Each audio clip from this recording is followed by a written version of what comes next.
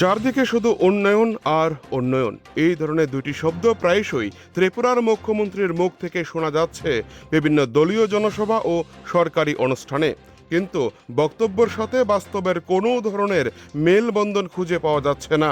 যদি উন্নয়ন সত্যি অক্ষরে হয়ে থাকে, তাহলে কেন সড়কের এই ধরনের বিপজ্জনক অবস্থা হবে? আমাদের প্রতিনিধির ক্যামেরায় ধরা পড়েছে মানুষের যাতায়াতের দুঃখজনক একটি ছবি।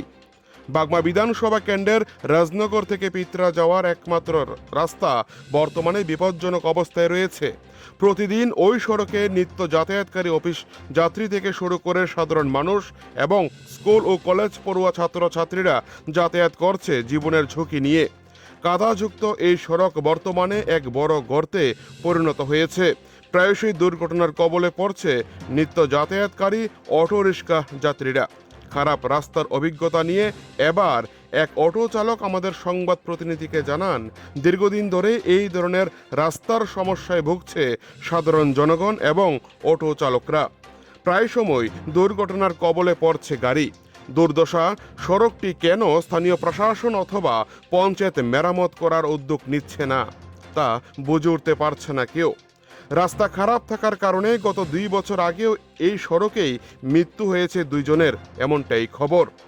এবার প্রশ্ন উঠছে, যখন ভারত সরকারের কেন্দ্রীয় মন্ত্রীরা লোকসভায় দাঁড়িয়ে বলছেন ভারতে সমস্ত রাস্তা তৈরি হচ্ছে স্পেস টেকনোলজির সাহায্য নিয়ে, তাহলে ত্রিপুরার বাগমা বিধানসভা কেন্দ্রের রাজনগর থেকে পিত্রা যাওয়ার রাস্তাটি তাহলে কেন এত বড় সমস্যায় ভুগছে বছরের পর বছর?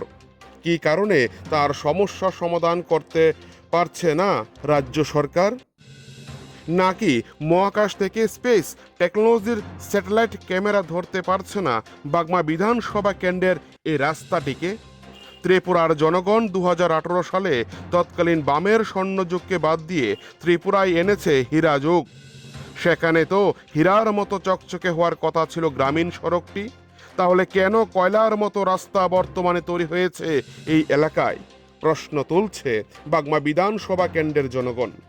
নিম্নমানের রাস্তা তৈরির পেছনে কত টাকা কাটমানি যাচ্ছে নেতাদের পকেটে, বিরোধী রাজনৈতিক দলগুলি প্রশ্ন তুলছে। এখন দেখার, শীততাপ নিয়ন্ত্রিত গাড়ি থেকে নেমে বাগমা নেতারা কাদাযুক্ত রাস্তায় নেমে পরিদর্শন করে কিনা, সেই দিকে তাকিয়ে আছে প্রতিদিন এই রাস্তা ধরে চলা নিত্যযাত্রীরা। উদয়পুর থেকে নিজস্ব প্রতিনিধির রিপোর্ট, টিভি 100 বাংলা। তারা রাস্তা কি কাজ করে রেডি করতে পারে না, মানে ড্রেন নাই কিছু না, শুধু রাস্তা করে গেছে। বৃষ্টি চলালে রাস্তা একদম শেষ পুরা।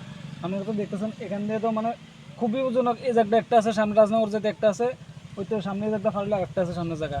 মানে এমন অবস্থা হয়েছে মানে রাত্রে যে কোনো মোমেন্টে অ্যাক্সিডেন্ট হতে পারে। মানে রাস্তাটার যোগাযোগ যে এই মানে খারাপ অবস্থা আছে, কতদিন ধরে এই সমস্যাটা? এটা তো বিগত বর্ষখানেক কোনো দিতেছে এরকম অবস্থা। কোন জায়গা রোড এটা?